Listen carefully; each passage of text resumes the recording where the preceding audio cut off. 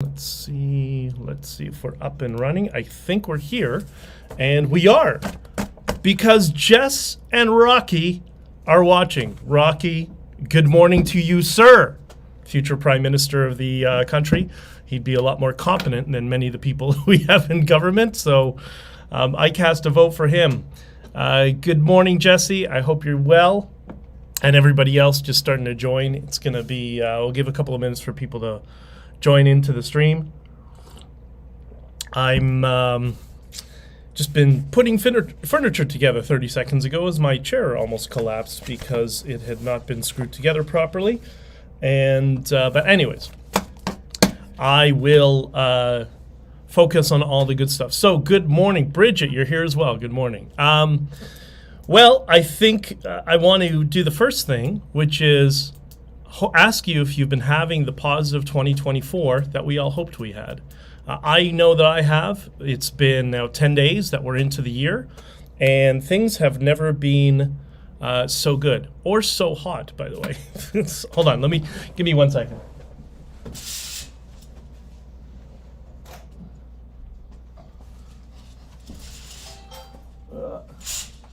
Okay, fine. You wake up, it's cold. You put on the heater, it's too hot. This is the temperature where you just can't really get it right, but what can you do? So, welcome and good morning to everybody to the Freedom Coffee live stream where we celebrate the freedoms that we have and we work on expanding those freedoms in the future as we have in the past. And how do we do that? I hope you all will join me in your freedom cup of coffee. I even have a mug, so thank you, Robin. Always appreciate that. And what do? We take a sip. When we take our sip, we feel all the negative energy and stress and anxiety flow through the tips of our fingers. For me, it's kind of my reset. I start my coffee, I have my first sip of coffee, and then boom, I'm now in a positive head state. So I'm trying to help you guys do the same. I know it's difficult for a lot of people, but you know what they say? Practice makes perfect, right? So there we go. Now we're in that positive mindset, and we're going to talk about a whole bunch of things today. Never had so many notes for a topic, but if you could, please like, share, and subscribe. And by the way, for any of you who subscribe to my Substack, I did post the last stream to it, and you know, I don't want to do that all the time because I don't want to bombard people with spam emails and stuff like that. Like, it gets a little much. But once in a while I will, unless you ask me to. So if people on Substack want me to share more of the streaming content, let me know in the comments. And thank you again for everybody who keeps, contributing to the Substack. I can't thank you enough. It actually really helps right now as I'm in this year of pivoting and change. So that's one of the themes this year. We talked about yearly themes. That's one of the ones I didn't discuss. Bridget says things are on track. Perfect. Jesse, mine's looking good, but time will tell. Listen, everybody's life is going to be, I promise you, we just got to work on that headspace of 2024 and putting the noise to the side, focusing on the things that are local to us, our families, the things that are important to us, and we'll get through things. So that's at least my perspective. Question, a couple of topics we've talked about here a few times. What are the 3 least credible people in society? I wonder if Rocky knows. I'm willing to bet Rocky knows more about this than anyone in our political class. The 3 least credible people in our society, and I know Jesse's going to jump in and add this right away, which is the politicians. Right, you can't believe a word they say. It doesn't matter where they are on the political map. The media, both legacy media and alternative media, like you can't trust. You need to, as we say in Bitcoin, trust but verify. And the last thing, and I always say this with an asterisk because they're sometimes paid to be deceptive, which are lawyers. There you go. Media, politics, and lawyers. Put that feather in your cap. You're going to need that. Another theme we talked about here, and I've mentioned on my Twitter/X thread many times, that it takes 1 to 5 years to find out the truth about any political event. That still holds true. I think it's 5 years. With a Freedom Convoy, I think we're going to go the distance. I think we're going to go the full 4 to 5 years. But, there are some good signs that perhaps we'll see some truth hitting mainstream people within the first couple of years. So we'll see, right? Well, what's up, brother? Morning, BJ. Storms passed, and the 81 is glorious. Yeah, I heard my brother told me the same thing. Only had 2 flooded roads to detour today. Yeah, no, I didn't go out yesterday just because of the storm. So I'm gonna have to go out again very soon.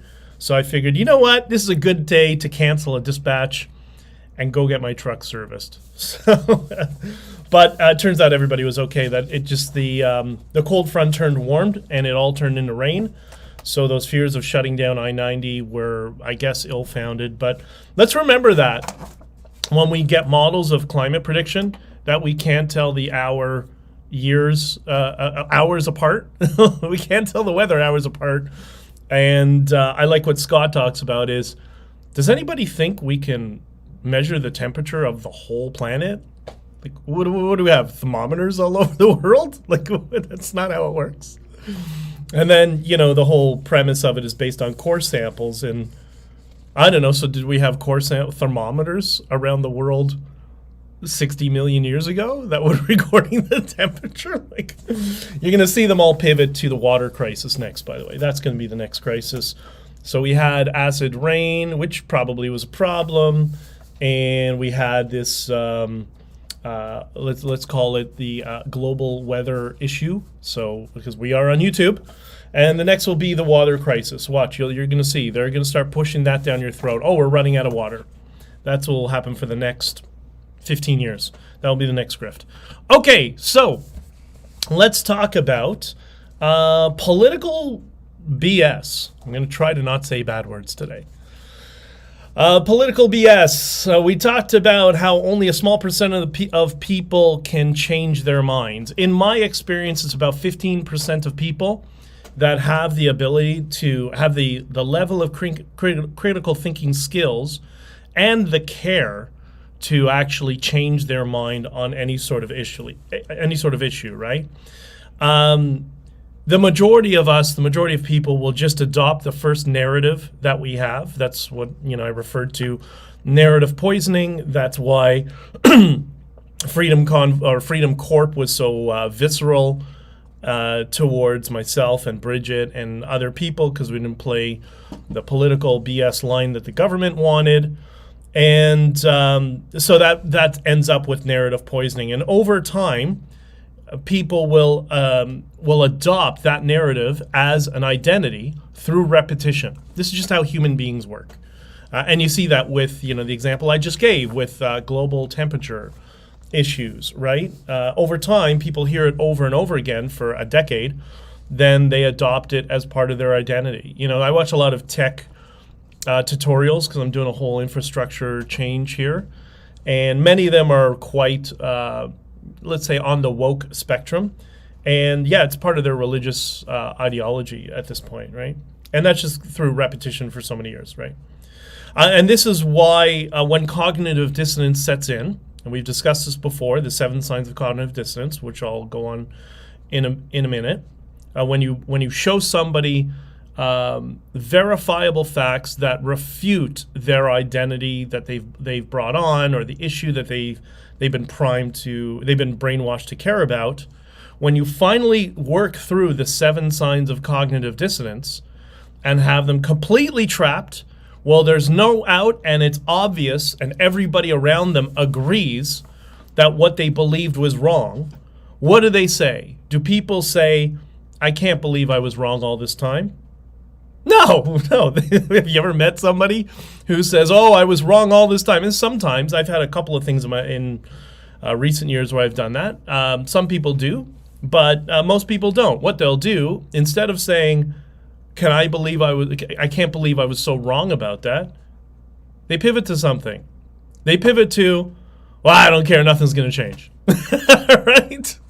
from denial to desperation to they just to it. There's nothing going to happen, right? It's never going to be better. It is what it is, right? And then over time they'll reset back to their default setting and retain the narrative that they've been poisoned with. So this is just a little bit of how people work, and this is important to understand this. And by the way, the 7 signs of cognitive dissonance, when you challenge somebody on something, like for example, what we deal with the Freedom Convoy, when people get exposed to having political ties and part of the money grift, they're going to respond one of 7 ways. They're going to change the topic. They're going to give you an ad hominem attack. They're going to attack you personally for giving them the message. They'll engage in mind reading. They'll respond with word salad. That's the Blackface and Wilson both use that strategy. They just do long run-on sentences of words that together cumulatively have no meaning. And it's a form of hypnosis, actually, they're trying to do. They give you an analogy instead of a reason, not a reason with an analogy to support it. They tell you it's too complicated to explain, you'll never understand sort of thing. Or the "so you're saying" straw man, made famous by Kathy Newman and Jordan Peterson in their interview. All right. So all of this is important to understand. This is how humans behave. This is not up for debate, really. It's kind of, we're at the point where even science now understands this about human psychology and how it all works. So I want to talk a little bit, because remember that. Put all those feathers in your caps, okay? The bear in the camp yard is what I call it. Y'all like camping, right? Let me go back and explain. You can't understand political corruption in Canada, or anywhere really, if you don't understand the players. That's really important.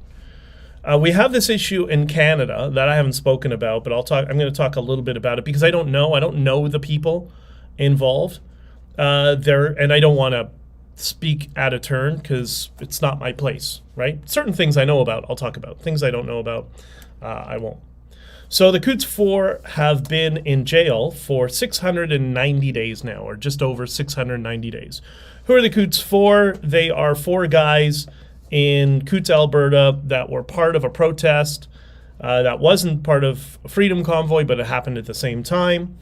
And they've been held in jail for 690 days, from what I understand, without a bail hearing. Now, did they do something? Are they guilty? I don't know. I don't know anything about this. I do produce a podcast, Not on Record, with criminal lawyer Joseph Newberger and Diana Davidson, a legal researcher, and Michael and the whole group there. And they discuss wrongful accusations frequently. And they're dealing on the criminal realm of people who, murderers, burglary, stuff like that. And it's amazing. All of their clients are out within 24 hours on bail. These guys are 690 days without a bail hearing. I know I was going to not say bad words, but that's some fucking Banana Republic shit. That's some third world Banana Republic crap from the Canadian government. How embarrassing. The third world laughs at us. They really do. They look at scenarios like this and they look, the Canadians, they're more corrupt than Pablo Escobar's Colombia. That's how bad we've become. So a little bit of what I've been seeing going on over this period, but I don't know all the details. I can just put together what I've seen. It's because I'm so busy with my own stuff too, right? We all are. But I have a very good friend who's very concerned about this and has wanted me to speak about it. So a woman out west, I don't want to say her name because I don't want to dox people, and people have been harassed enough.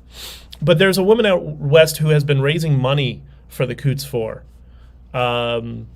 And she was getting a lot of support, and that support was growing over time. It was gaining momentum, kind of like, I don't know, the Freedom Convoy or other grassroots movements, stuff like that.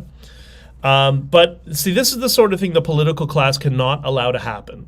You can't do that. Can't have independent actors who are speaking on political issues, right? And I'm going to talk more about that over the long term because there's an entire network that operates. So around the same time that all this was going on, that this woman was raising money for the Coutts for, people were trying to figure out what to do, whatever, blah, blah.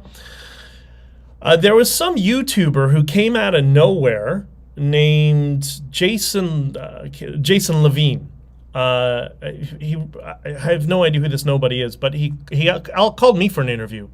And I'm like, I don't know who you are, but so anyways. And I'm really suspicious of anybody who appears to have sort of, political ambitions or something like that. Anyways, so, and he was, nowhere near the Freedom Convoy, had nothing to do with it. He appeared, I think, a year and a half after, or whatever it was, just fairly recently. So no clue who he is, but then out of nowhere he appears on Viva Fry. That's tell number one. Okay? Tell number two, he begins regularly interviewing the political convoy sellouts. So the people who, went behind the back of the truckers and sold out the Freedom Convoy and worked for the political parties and establishment. And the Trudeau government, promulgating that Trudeau narrative. He's regularly interviewing those people. So that's tell number two. So he has all these people on his podcast. He got a boost from a couple of people, Viva Fry and others. And then once he gets enough momentum, he starts talking about the Coutts 4. And he doesn't start to talk about them as much. Like, yeah, he talks about them in that case. But he seems to focus on the lady who was raising money for the Coutts 4. And by the way, people in politics, you've never seen such sick people obsessed with money. They have this peasant mentality with money. It's really kind of funny. No, that's an insult to peasants. They're worse. So he starts this whole "Where's the Money" campaign with a couple other people. So where's all this money for the Coutts for, and blah, blah, blah. Now, I don't know what's going on. I just know that all of this sounds very, very familiar, right? So then the smear campaign starts against this poor woman who's been trying to help these people. And that gets momentum and tries to brainwash many of you, brainwash the Rebel News audience, and brainwash anybody who cares about the Freedom Convoy to disparage this woman and question, notice it's always vague, where is the money? Why don't you give a specific question? What are you asking? But where is the money is not a question. That's an accusation, which is what another thing that's frequent from the political class in their smear campaigns. Tell number three, they have a solution. And the solution is they have someone else who can take over the fundraising and make sure that the money is custodied properly. That's your third tell. So tell number one, an influencer props him up. Tell number two, begins regularly talking and interviewing political convoy sellouts. Tell number three, they have a solution. They can raise the money and they can manage it. So now everything is captured. Now I say this because this Jason LaVine character is talking about the case and talking over and over and over and over about the case. But I received this message. I got to read this message that I received from somebody, and I'll explain this. This is the message I received from somebody. They, referring to the Coutts 4, have been in custody for 690 days and ended a bail hearing. I don't understand what that means, or maybe it ended in a bail hearing. I thought they haven't had one. But anyways, one of the Coutts men who has been remanded for 690 days ran out of money, and he's going to try to fight the conspiracy to murder RCMP officers without a lawyer. I thought they were going to help raise money and they can custody it and take care of these people. What happened to that? Feather in the cap. The lawyer took $560,000 and effing walked away. They didn't get bail. It's a nightmare because the Crown is charging all four at once. Who's the lawyer? Is it the lawyer who's talking or someone else? I legitimately don't know. But this Jason LaVine character, he's actually a lawyer. So he spends all his time running his mouth online, disparaging, I don't know, from what I'm told, he was disparaging myself maybe and other people who are not part of the political class, but who knows? I don't really care about that. Whether it's true or not, I don't really care. But he's a lawyer. Why isn't, instead of talking, you're a member of the bar, why aren't you representing them pro bono? If you care so much, step up, roll up your sleeves, and you be the one to help these guys and become the big hero.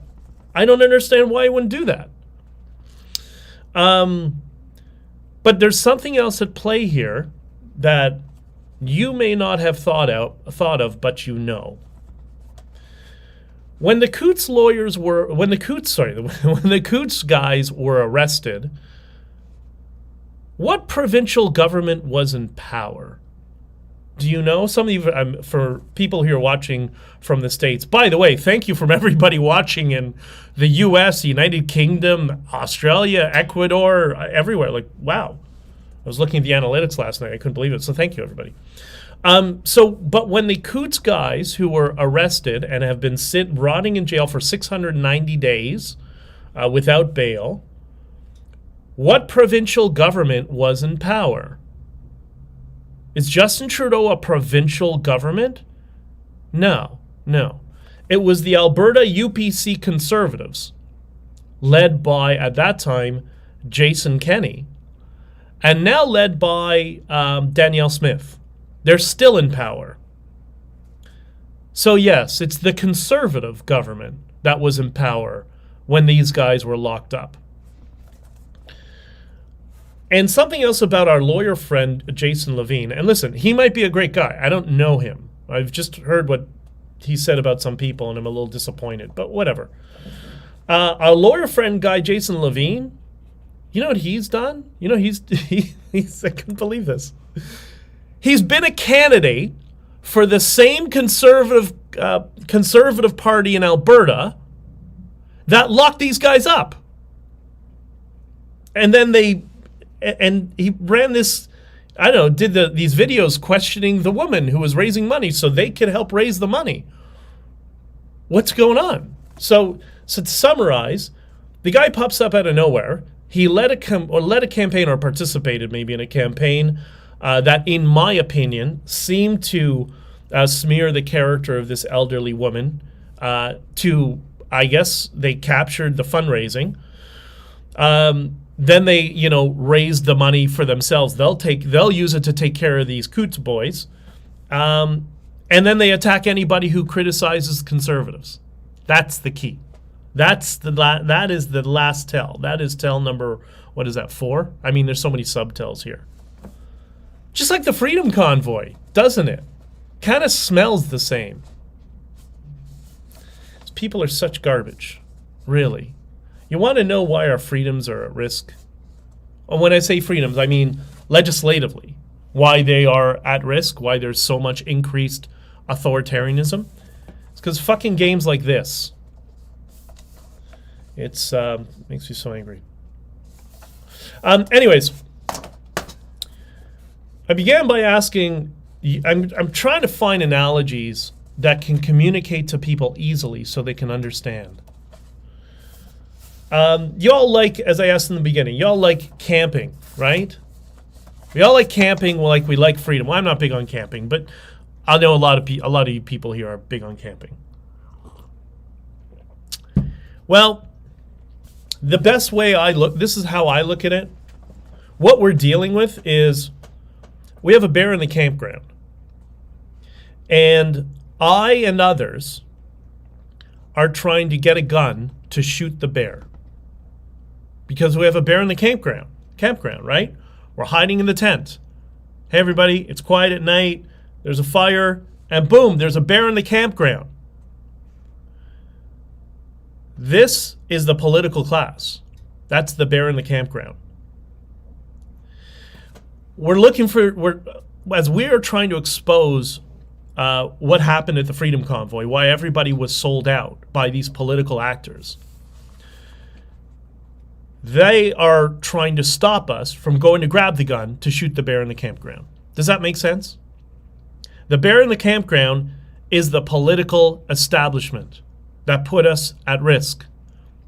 Freedom Corp, political convoy, whatever you want to call it. And it is not in just one party.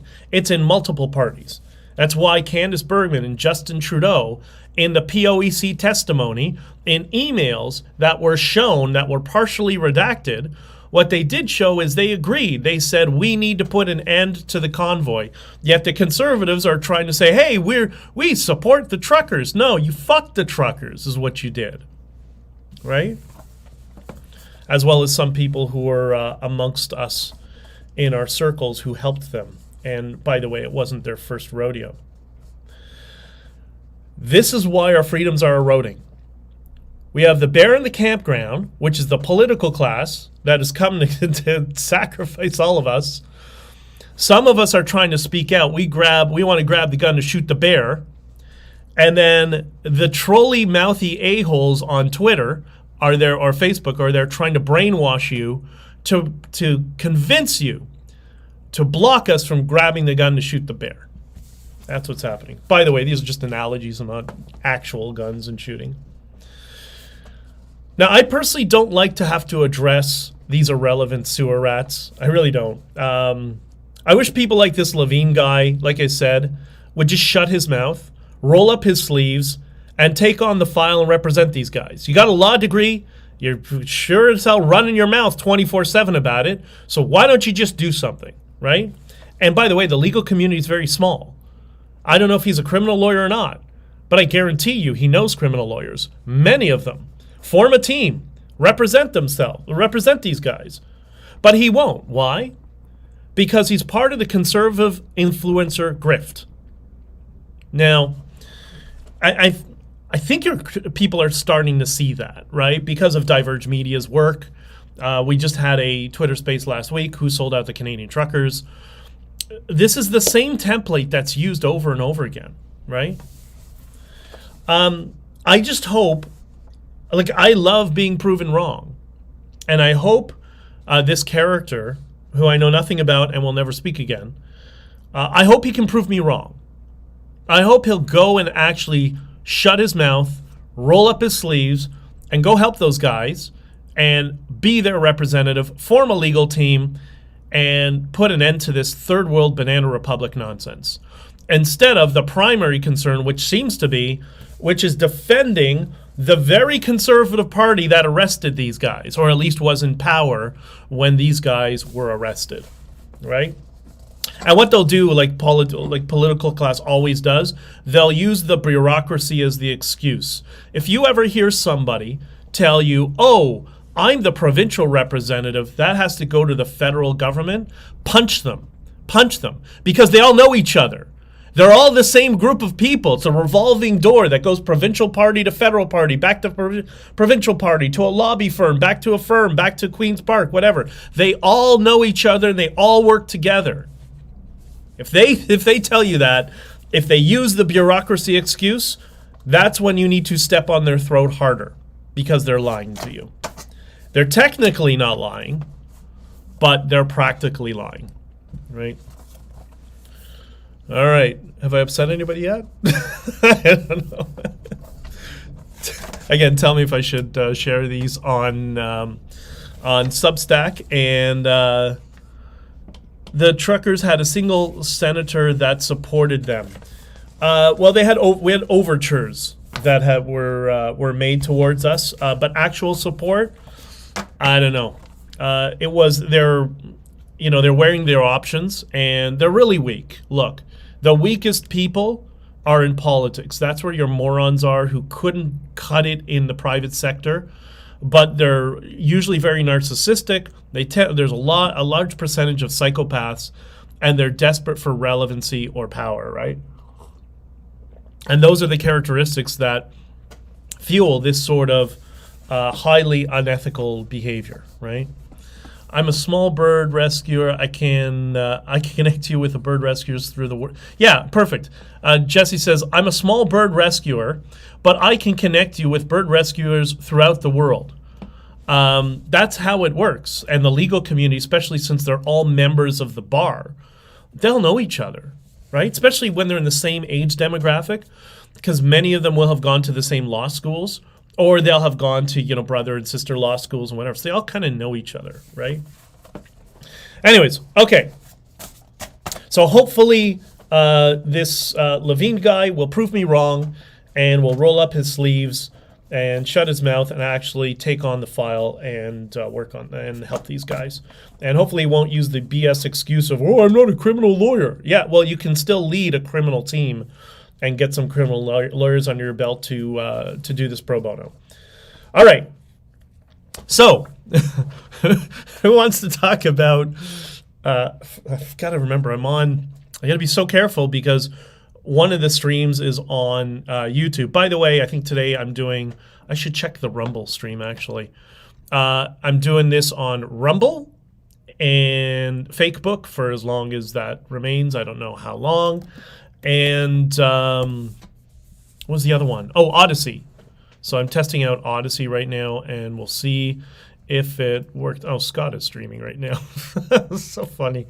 It's so weird when you get to know other streamers or other people who are kind of well known. All right. So let's go. I think I'm just going to test if we're streaming here. Let me put the sound off so it doesn't echo, and I'm going to get into what everybody else wants to know. I gotta respond to a comment on Rumble that I don't even know, but whatever. All right, I just typed to somebody on Rumble. Okay, so let's go back to the encoder. We saw a interesting story out of New York City yesterday. We saw some tunnels that were trending. It's so, I mean, once you understand when human behavior, like the predictable aspects of human behavior, you can't unsee it. It becomes very funny. All right. So, why tunnels under the synagogue? Is it true? Is it propaganda? Maybe, maybe not. Let's start with looking at a couple things. Firstly, all right, there's tunnels under this Hasidic synagogue, and that's going to become important in a couple of minutes. You know what there weren't in those tunnels? You know what there weren't? And I bet you didn't even think of it. There were no rockets, and there were no hostages. Think about that. I'm going to tell you why that's relevant in a second. Because I know you didn't think about it, because I didn't think about it initially. I had to really dig and sit back for a couple minutes, and it hit me. Oh yeah, right? Because we can all be primed for certain opinions, and that's exactly what's happening here. So I'm sure your first instinct wasn't, there's no rockets and no hostages. You know exactly what I'm talking about. That's Hamas. They're tunnels, right? Isn't this convenient? But I bet you emotionally reacted to the rumor of a stained mattress and a baby seat. Didn't you? We all did. That was intentionally put in the narrative. The stained mattress and the baby seat. Why would they do that? Do you know why? I know why. You were being primed for brainwashing. That's exactly what that is. That's priming people. Well, you were primed for brainwashing, should I say. Think about it. Priming is the idea is you're setting the stage, right? How were you primed for brainwashing? Well, think about it. What is the biggest news story that would prime you to make that logical leap, right? Firstly, the word selection is very intentional, right? A stained mattress, baby seat. Why would you put those things together, right? So that is very intentional on a subconscious level. But what's that big news story that's been all over for months and months and months in the mainstream news? Jeffrey Epstein. Everyone knows Jeffrey Epstein was Jewish, right? It's that undertone that's often said but not said. That's how you were primed. So instead of the many other possible explanations for this, which we'll get into it in a second, you were primed to be brainwashed to think towards the negative because you're given just enough vague terminology that your brain went to fill in the gaps. Happened to me too. This is how propaganda works.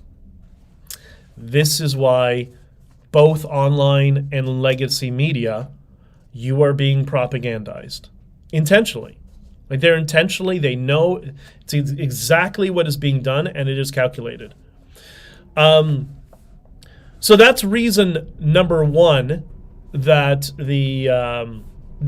many YouTubers and legacy media jumped all over it, was the priming for brainwashing that helped us fill in the gaps, utilizing that Jeffrey Epstein was all over the news. And number two, it was so unusual. No one's ever seen this before, right? That's the whole goal of media. That's how they chase clicks. They don't chase clicks by showing you normal stuff or how good the world is or how many good things are going on. No. It's always controversy. It's always the things that don't make sense. The analogy I've heard many, many times is the headline that won't go viral is dog bites man. But you know what goes viral? Man bites dog. That's exactly what this is. Man bites dog. This is also, so that priming of Jeffrey Epstein, and it primes you to jump to the worst possible negative outcomes around this Hasidic synagogue tunnels. This is why the Jewish groups go crazy about anti-Semitism all the time. By the way, a word that no longer has any meaning. You cry wolf enough times. That's why I never use it. You cry wolf enough times. Thank you, lefty Jews. Then it doesn't have meaning anymore. But the reason they go crazy about anti-Semitism all the time and conspiracies and whatever is because when something negative happens that is unrelated, it will be correlated to the negative, which is exactly what you've seen here. That's the strategy. This is why, in my opinion, Cialdini's book Persuasion, which is what you're seeing here, I argue it's more relevant today than his initial book Influence, which is a very popular book from the 1980s, I believe. A great book. But we're dealing in the era of persuasion, right? You've been primed with Jeffrey Epstein, then you see tunnels, Hasidic synagogue, Jews, bed, stain, baby, what's going on? I was asked by a couple of people to touch on this stuff, so I'm going to try to do my best to give some context and understanding. All right, so important distinctions and in the context of this priming and propaganda. Jeffrey Epstein was Jewish, right? That's the priming correlation. He was a secular Jew. He was not Hasidic. That's the polar opposite. They have nothing to do with each other. Secular means he may have been born Jewish or whatever, but I don't know how practicing he was. I don't know if he went to synagogue or not. What kind of synagogue did he go to? Reform one? Conservative one? Hasidic one? I don't know. He was definitely not Hasidic, because Hasidic is a sect of ultra-religious Jews. I'm going to explain this so you understand this. And this is also why, the organizations, the Jewish organizations or lobby go crazy when people try to collectivize Jews. That is postmodern, left-wing, communist worldviews of just having a collective view of people. That's what the left does with BLM, right? Or other minorities whenever they do X minority believes whatever. So the term Jews, when people use it, I think I need some more Freedom coffee. All right, so the term Jews encompasses Sephardic Jews, Ashkenazi Jews, Mizrahi Jews. Then there are the Hasidics, modern Orthodox, conservatives, reforms. They're all different, and they all have different worldviews, different political philosophies. They're all different. So to call Jews the same, as a monolith, the Jews all believe X, would be the same as saying all Christians believe X, meaning it would be the same as putting together all Christians, Presbyterians, and Angelicals, Evangelicals, Greek Orthodox, Catholics, putting them all in the same box. And I know my friends who are Christians of different denominations go crazy when people do that. Well, the Jews do the same. The problem is, and it's not your fault, by the way, some of the lefty collectivist Jews often refer to Jews as a monolith when they're trying to wave the victimization flag, which is very frustrating. So it's not entirely your fault, right? So think about that.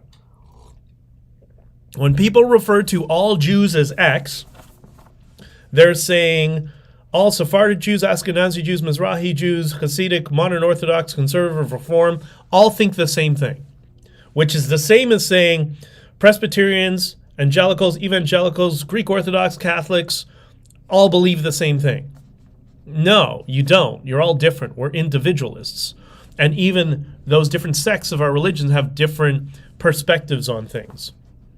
Which leads me to say, in the words of the great Rodney King, can we all just get along? Like, really? Can we just get along? Can we stop with the collective label for everybody? For anyone? Like, can we just stop that? That would be great. That would be an end to wokeism. And that's why, there are people who claim to be on the right, like Fed McKenzie. That guy is ultra left. Ultra left. He is the white version of Black Lives Matter. He wants centralized power of government control based on ethnicity, but he just has an in-group preference. Whereas the woke supremacists have an out-group preference, but they're the same people. They're both ultra-left maniacs, right?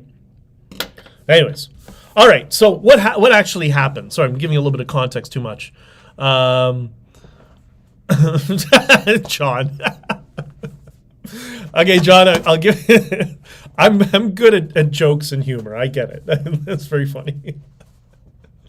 All right. So, let me get to this. So the Daily Mail had an article, and they had somebody who was on site and went there, no surprise. And so there's some important context. Remember, I told you in politics, if you want to know what's going on, you need to understand the players. I've said that many times before, right? Same thing here. So that synagogue was Rabbi Schneerson's synagogue. Now, I know you're all saying, wow, Rabbi Schneerson, who the hell's that? Okay. Rabbi Schneerson is the one who popularized the Hasidic movement, this sect of Orthodox Judaism, which was founded by a rabbi in the 1700s by the name of Ben Elazar, right? I think this was before the emancipation of the Jews. Do people know that? Was it 17, or it would have been around the same time? I can't remember the year. I think it was 1714, where the Jews were emancipated in Germany. And the person who led that was Moses Mendelssohn, the father of a convert, converted to Catholicism, Felix Mendelssohn. And it's funny, they all got emancipated and all his children converted to Catholicism, if I'm not mistaken. Anyways, so Ben Elazar in the 1700s created this Hasidic movement, which refers to ancient Talmudic biblical history, blah, blah, blah. They're sort of a priestly class and whatever, right? They're supposed to live, within the ultra-strict confines of what the Talmud and the Torah tells them. Okay, fine, whatever. Did you ever wonder why the Hasidic people look like they're dressed from the 18th century? Do you think that's how Moses dressed? Or the Maccabees dressed? Or the Sephardic Jews who were in the desert in Israel since biblical times? Do you think they dressed like the Hasidics today over the past 4,000 or 5,000 years in the 120-degree desert heat? No, they dress like Arabs. They dress like Bedouins. They didn't dress like this. But isn't that the fashion that was popular in the Western world, in Russia, in Eastern Europe during the 1700s? Isn't that how people dressed? Very much like the Amish, which also started around the same time. It's the Jewish equivalent of the Amish. That's what these people are. There's some differences. I know people get upset at that analogy, but it's just an analogy to try to communicate to regular people. And it started in what is now Ukraine. That's where this Elazar guy was. So think about it. How did people dress in Eastern Europe or in the Ukraine? I mean, it wasn't Ukraine then, right? Like it's this whole idea of national states is a recent phenomenon. But that's exactly how people dress that way. That's why they dress the way they dress. That's not representative of myself or other people who are, like, I'm pretty secular, right? But I've a very close friend who's very religious, doesn't dress like that. It's just a different sect within the religion. So they're all different. It's just a religion. Just get over it, right? But did you ever think of that? Did you ever think, why do these people, where do they get their dress from? That's not how Moses dressed. Because it's a movement. And Schneerson is the one who popularized that movement all over the world, all over the Jewish community. I think they have 6,000 synagogues around the world, right? That's Schneerson. And that synagogue was that was his synagogue where he popularized this movement. And Schneerson died, 20 years ago? Something like that? I don't remember exactly. And so the way they look, that's cultural dress. Just like the Sephardic Jews who had been living in Israel since biblical times would wear, the equivalent of Bedouin dress, because that was the cultural dress because of the heat, right? You really had to have a chance. So anyways, I think that, and so apparently there was some internal conflict there. There's two accounts of it. One was that synagogue, and it could be both. I mean, these things are not necessarily, we got to get away from the bifurcated worldview and understand there are things that are not mutually exclusive.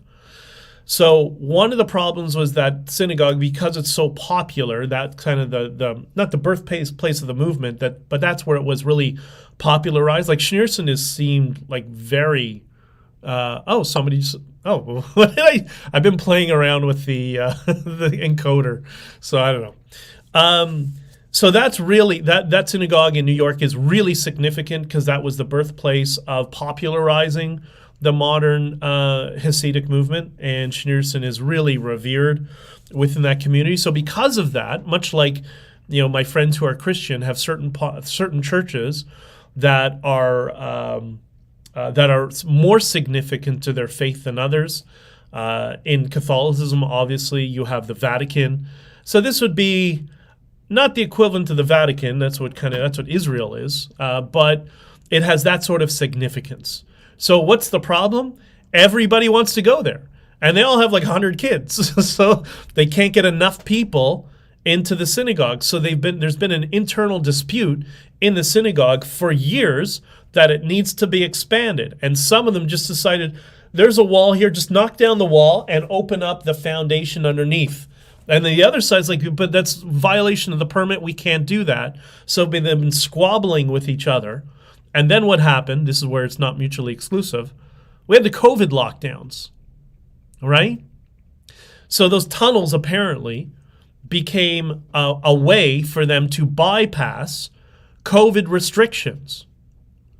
Or are we all in support of COVID restrictions now?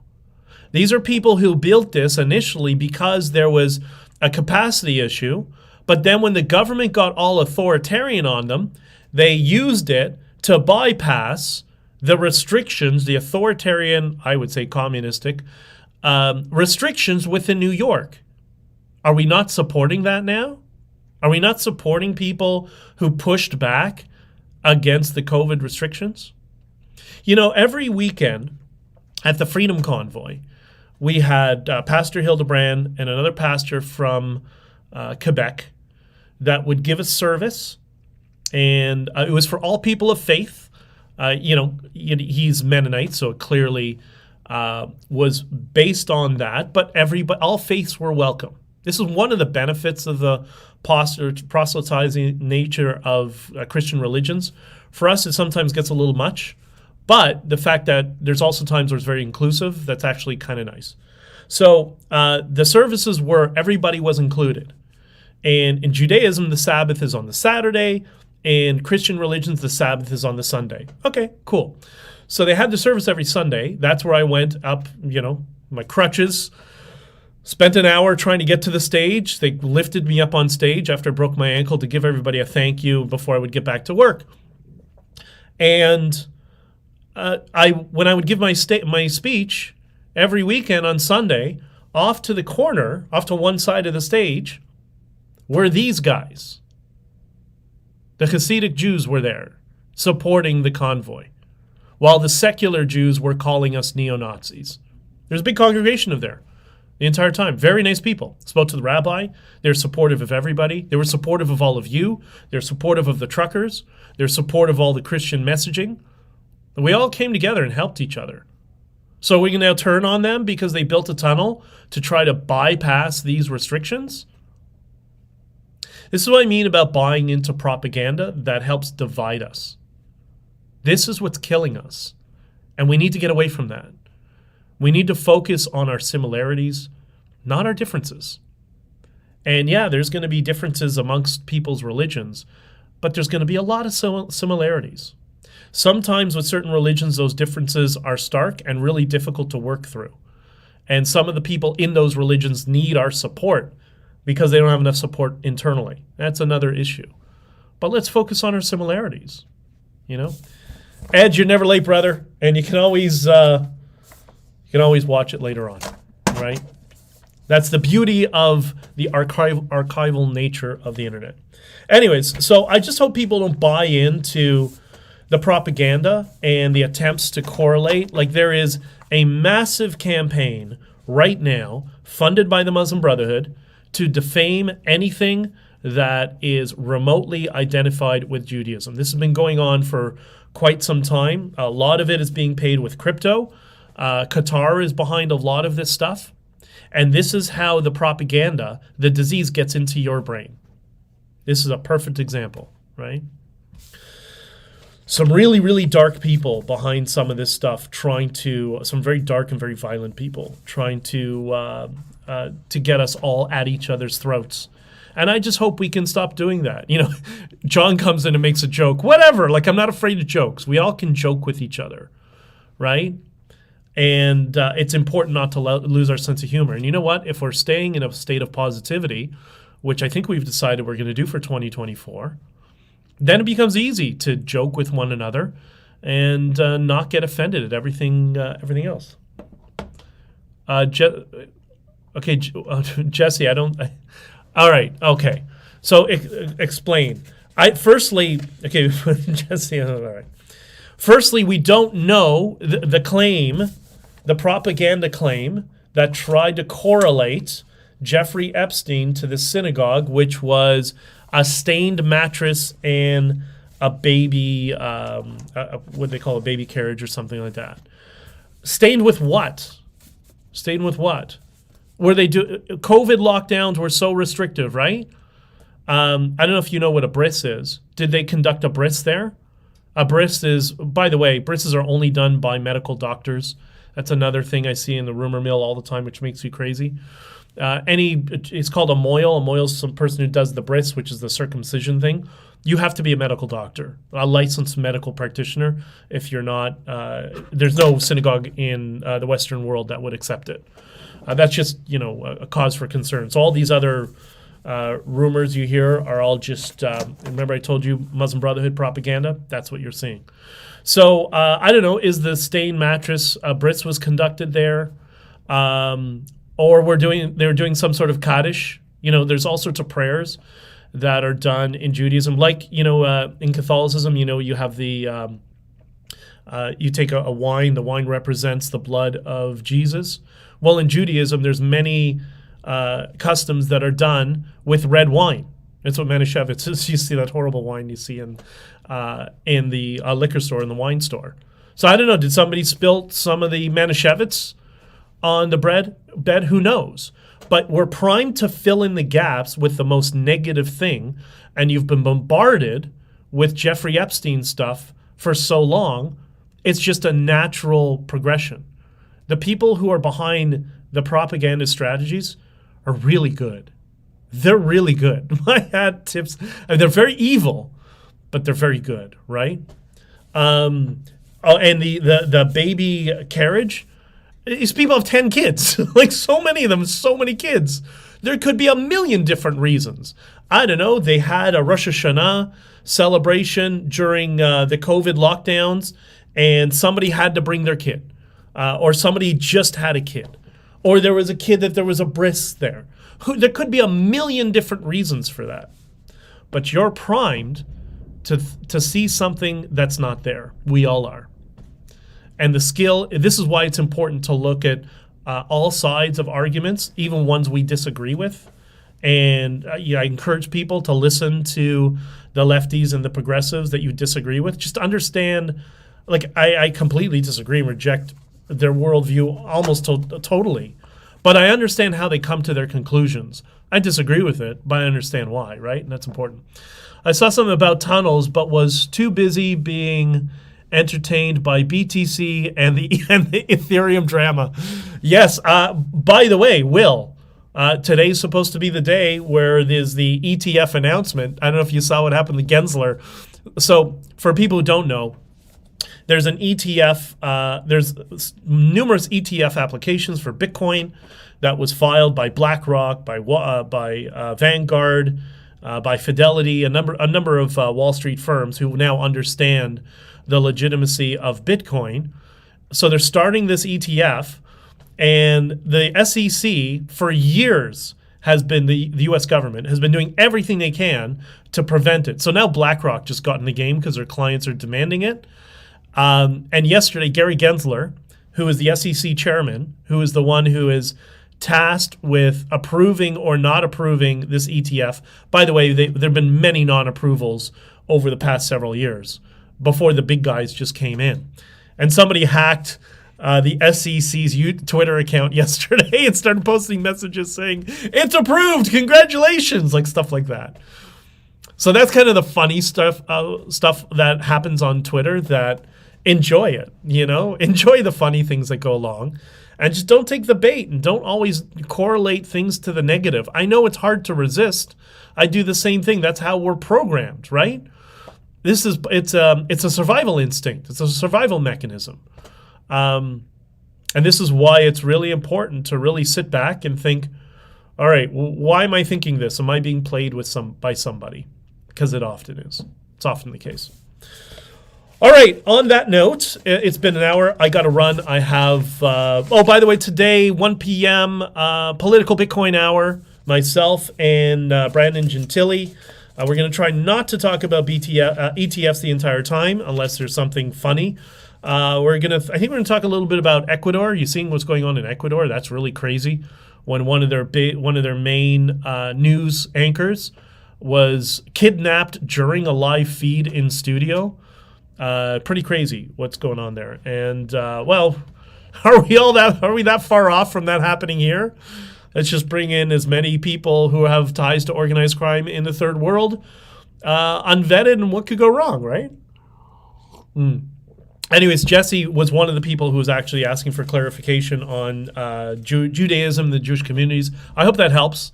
I could talk about this for hours, but I just don't want to talk about, identitarianism and religious groups and whatever. Like, I want to focus on us all being individuals, right? But anyways, it is what it is. So I have to run. I got to go. I'm a couple of minutes late. I hope you all have an amazing day. I wanted to get into a little bit more positivity around this, but I'm going to do that next time. And please like, share, subscribe.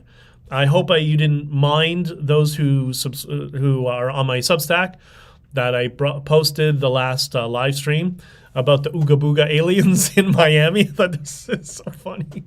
But anyways, I appreciate all your love and support. I hope you're all having an amazing 2024. And I hope you continue to do so. And I'm going to try to do whatever I can to help that. And it is what it is. Oh, man, you need to sell those freedom mugs. Do you want me? You want me to? It's two sides. It's Honking for Freedom and Don't Be a Chooch, which is an inside joke with... You've never heard the expression, don't be a chooch? All right, we'll talk about that after. Go have an amazing day and be kind to people. It'll make you feel better. And hopefully we'll see you on the